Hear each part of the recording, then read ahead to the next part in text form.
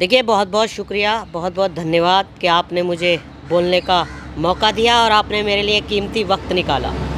देखिए, कुछ जो लोग हैं जो लॉरेंस बिश्नोई को लीड कर रहे हैं, और लॉरेंस बिश्नोई के लिए मैं एक शेर के साथ शुरुआत करूंगा कि अक्सर बुज़दिल धमकियों से डराते हैं दिलेर को, अक्सर बुज़दिल धमकियों से डराते हैं दिलेर को, और धोखे से मार लिया करते हैं गीदड़ भी शेर को। थोड़ा समझाइए क्या मतलब है?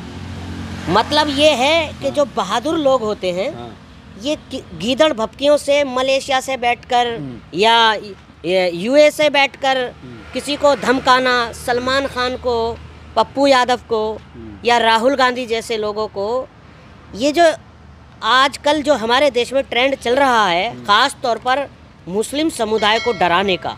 आपको धमकी मिली? मैं देखिए, मरना एक बार है, मौत इस बहाने आनी है तो आ जाए, मगर ये छोटे मोटे टचपूंजिए जो हमारे जैसे ये गली के गुंडे जिन्होंने संविधान को, लोकतंत्र को, यानी कि सुप्रीम कोर्ट को, सब चीज़ों की इन्होंने धज्जियाँ उड़ा रखी हैं, और आए दिन किसी ना किसी पर ये डर बिठा रहे हैं। और ऐसे लोगों को जो सुनिए मेरी बात पूरी होने दीजिए। ऐसे लोगों को जो शह दी जा रही है वो हमारी गवर्नमेंट की तरफ से दी जा रही है, वरना 10 मिनट में इनका खात्मा, अगर सरकार चाहे और गृह मंत्री चाहे तो। धमकी दे रहे हैं आप लॉरेंस को? मैं धमकी नहीं दे रहा। और रही बात, सुनिए, रही बात इसमें बीजेपी सरकार या हमारे देश की गवर्नमेंट की इसमें किरकिरी हो रही है कि एक गुंडा जेल में से बैठकर और कुछ उसके गुर्गे। कहाँ किरकिरी हो रही है? तारीफ हो रही है, ग्लोरीफाई किया जा रहा है, हिंदू गैंगस्टर की बात हो रही है। कोई तारीफ नहीं हो रही। फिर एक बार देश को ये सिर्फ उसका नाम दे रहे हैं, उसको रंग दिया जा रहा है, ताकि जो नेता, बड़े मुस्लिम नेता हैं, जो बड़े अभिनेता हैं, जो मुस्लिम अभिनेता हैं, उन पर डर बिठाकर जो छोटे मुसलमान हैं वो डर जाएं। मगर मुसलमान सिर्फ डरता है तो अपने अल्लाह से, इसके अलावा किसी से नहीं डरता। को धमकी मिली, शाहरुख आमिर ने क्यों नहीं बोला? देखिए, वो उनका निजी मामला है। शाहरुख खान या सलमान खान एक इतनी बड़ी सेलिब्रिटी हैं, एक ब्रांड है, अगर वो इस पर प्रतिक्रिया देने लगे तो फिर तो उनको यही काम रह गया सफाई देने का। अच्छा। कि लॉरेंस बिश्नोई जैसे उनको धमकी दे रहे हैं। भाई, सलमान खान के सीने में एक तूफान है। अच्छा। तूफान जिस दिन वो फटा, लॉरेंस बिश्नोई जैसे तो उड़ जाएंगे उसके आगे, उड़, मैं हकीकत कह रहा हूँ। तो क्यों सिक्योरिटी ले रहे हैं? गाड़ी खरीद लें बुलेट प्रूफ। ये सलमान खान, ये सरकार का बनता है सिक्योरिटी देना। सलमान को जो सिक्योरिटी मिली है, अभी आपने सलीम साहब का एक इंटरव्यू सुना होगा शायद, आपको याद हो, उन्होंने कहा कि हम क्यों माफ़ी मांगे, हम कीड़ों मकोड़ों को भी नहीं मार सकते। और रही बात, एक पत्रकार महोदय एक बात बताइए मुझे, उनका कहना है कि लॉरेंस बिश्नोई समुदाय से माफ़ी मांग लेनी चाहिए। क्यों मांग लेनी चाहिए? क्या एक जानवर की अहमियत इंसान से ज़्यादा हो गई? अरे, बिश्नोई जैसों को माफ़ी मांगनी चाहिए समाज से, जो जान ले रहे हैं दूसरों की, बेगुनाह लोगों की, सिद्धू मूसेवाला की, करनी सेना के जो अध्यक्ष थे उनकी जान ली, कितने बेगुनाहों को उन्होंने मौत के घाट उतारा है। थोड़ा उनको शर्म आनी चाहिए, अपने गिरेबान में झांकना चाहिए। अगर आप एक उंगली किसी की तरफ उठा रहे हो ना, तो 4 अपनी तरफ भी आ रही है। यानी आप ये कह रहे हैं कि सलमान जी ने हिरन नहीं मारा? नहीं मारा है? नहीं मारा सलमान जी ने। केस कैसे चला? हमारे देश में कोर्ट है, न्यायालय है, हमारे देश में लॉ है। फिर लॉरेंस जैसे फैसला करने वाले हो गए, फिर बंद कर दो कोर्टों को, बंद कर दो कानून, जितने भी ये वकील जज हैं, ये जो मोटी मोटी किताबें हैं, एक तरफ इनको कबाड़ में डाल दीजिए। अगर लॉरेंस बिश्नोई जैसे ही फैसला करने लगे और हम तुमको धमकी देने लगे। ये क्या वाकई लॉरेंस है या उसके पीछे कोई और गेम खेल रहा है? देखिए, मैं साफ बोलने वाला होता हूँ, मैं जो कहता हूँ वो नतीजा कुछ भी हो, मैं सच्चाई हमेशा बोलता हूँ। लॉरेंस बिश्नोई का सिर्फ नाम इस्तेमाल करा जा रहा है। इसको हैंडल करने वाली और लीड करने वाली भारतीय जनता पार्टी और हमारे देश के गृह मंत्री अमित शाह जी हैं। इसके पीछे आरोप नहीं, मैं बिल्कुल सही कह रहा हूँ कि एक माहौल ऐसा बनाया जा रहा है कि मुसलमान को कैसे डराया जाए, धमकाया जाए। अभी मैंने एक वीडियो देखी है महाराष्ट्र की, आप मुझे एक बात बताइए, किसी खुदा का या किसी भगवान का, किसी देवी देवता का अगर लंगर लुटता है तो क्या चेहरा देखकर या धर्म देखकर उसको खाना खिलाया जाता है? अरे तो खाना खाना था, भूख लगी थी, श्री राम बोलने में दिक्कत है क्या? क्या पहले भी जैसे राम की धरती है कि नहीं? बिल्कुल, हाँ, भगवान श्री राम का मैं भी सम्मान करता हूँ, वो मेरे आदर्श हैं। ठीक। मगर अगर मैं किसी को खाना खिला रहा हूँ और वो एक हिंदू भाई है तो मैं उससे ये बोलूँगा कि पहले अल्लाह अकबर बोल, तब तुझे खाना मिलेगा। आखिरकार ये क्या देश उसने गलत होगा। कहा उसने? बिल्कुल गलत कहा, क्या सजा मिले उसको? बिल्कुल गलत कहा। और ऐसे लोगों पर कानूनी कार्रवाई होनी चाहिए जो देश में नफरत को बढ़ावा दे रहे हैं। नफरत हमारे देश वो में तो हिंदुत्व का नफरत चेहरा बन फैला गया। दिया है। मैंने कहा भारतीय जनता पार्टी पर कोई मुद्दे नहीं हैं। अगर वो हिंदू मुस्लिम मंदिर मस्जिद और हिंदुस्तान पाकिस्तान और ईवीएम को एक तरफ रख दे तो इनके पास मुद्दे नहीं हैं, क्योंकि ये ना तो बेरोजगारी पर बात करेंगे ना महिलाओं की सुरक्षा पर बात करेंगे। जेपी नड्डा मंच से खड़े होकर कहते हैं कि हर जिले में एक भव्य कार्यालय बनाएंगे। शर्म आनी चाहिए आपको। बहन बेटियों के साथ, कांस्टेबल बेटियों के साथ रेप हो रहे हैं, वो सुरक्षित नहीं है और आप भव्य कार्यालय बनाने की बात कर रहे हो। देश में बेरोजगारी है, आज हमारे देश में महंगाई देख रहे हैं। कहाँ आज बेरोजगारी है? मोदी जी ने अभी देखिए नियुक्ति पत्र बांट दिया। लोग मिठाई का डब्बा नहीं खरीद पा रहे। भाई साहब आप कहाँ हो? अगर मजे ले रहे हैं तो सिर्फ आप लोग, टीआरपी आपकी बन रही है, मीडिया वाले मजे ले रहे हैं या भारतीय जनता पार्टी के नेता मजे ले रहे हैं?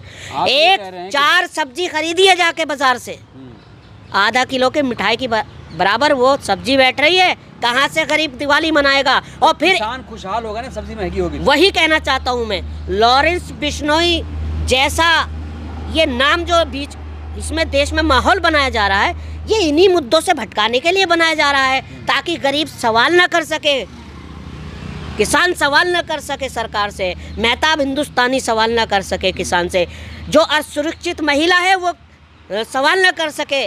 मुद्दों से भटकाया जा रहा है। हिंदू मुस्लिम इसी वजह से कराया जा रहा है। अच्छा, आप मुसलमान हैं, जी, बिल्कुल। मुसलमानों की आवाज़ उठाते हैं, क्या आपको अब डर लगने लगा है?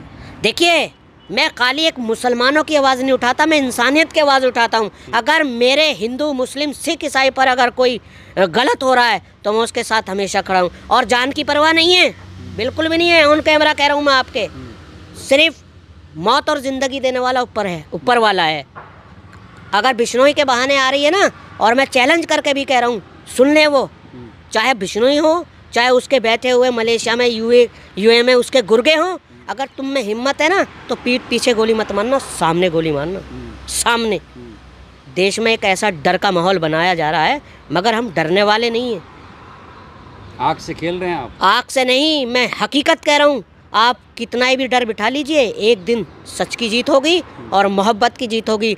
नफरत एक दिन हारेगी ज़रूर। महाराष्ट्र विधानसभा चुनाव को लेकर क्या कहेंगे? बड़ा माहौल गर्म है। देखिए, जैसा कि राहुल गांधी, और आपने अभी बात करी थी कि राहुल जी को धमकी दी गई। अरे राहुल गांधी जी एक कोई आम इंसान है तो आप उनको घोलकर पी जाओगे। रही बात महाराष्ट्र की, कि हम महाराष्ट्र में सरकार बनाएंगे और झारखंड में भी सरकार बनने जा रही है। आप लोगों ने टिकट नहीं दिया, एनसीपी में चलेंगे, वहाँ से चुनाव लड़ रहे हैं। देखिए, चुनौतियाँ हैं। देखिए, वो उनका खुद का अपना एक निजी मामला है। उन्होंने खुद फैसला किया कि मैं कांग्रेस ज्वाइन ना करके एनसीपी से चुनाव लड़ूंगा, वो उनकी मर्जी है। हम उनके साथ खड़े हैं, गठबंधन है हमारा, गठबंधन है, हम उनके साथ खड़े हैं। अरे तो एनसीपी, वो एनसीपी अजीत पवार के एनसीपी से वो।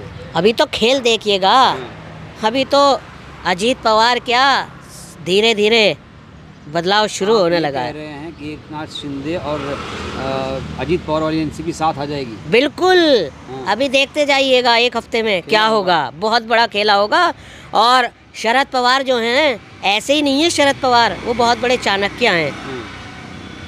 ये बीजेपी का गेम उल्टा करने जा रहे हैं और फिर एक बार गठबंधन की महाअघाड़ी की सरकार बनने जा रही है। लेकिन आप लोग सरकार बनाते हैं लेकिन टूट जाती है सरकार। पिछली बार आप लोगों की सरकार थी, फिर टूटी सरकार, पार्टियों को छिन्न भिन्न कर दिया गया। देखिए, जो भारतीय जनता पार्टी है और ख़ास तौर पर हमारे देश के प्रधानमंत्री जी हैं, वो एक बाजीगर हैं, जिसे एक बाजीगर बोलते हैं, क्योंकि उनको सिर्फ सत्ता प्यारी है, अपनी कुर्सी प्यारी है। हर हाल में, चाहे वो तोड़कर या ख़रीद कर, उन आज की डेट में दुनिया की सबसे बड़ी पार्टी बीजेपी है और सबसे मालदार पार्टी बीजेपी, क्योंकि 10 साल में जितना करप्शन भारतीय जनता पार्टी के कार्यकाल में हुआ है। एक भी करप्शन नहीं है, ना खाऊंगा ना खाने दूंगा।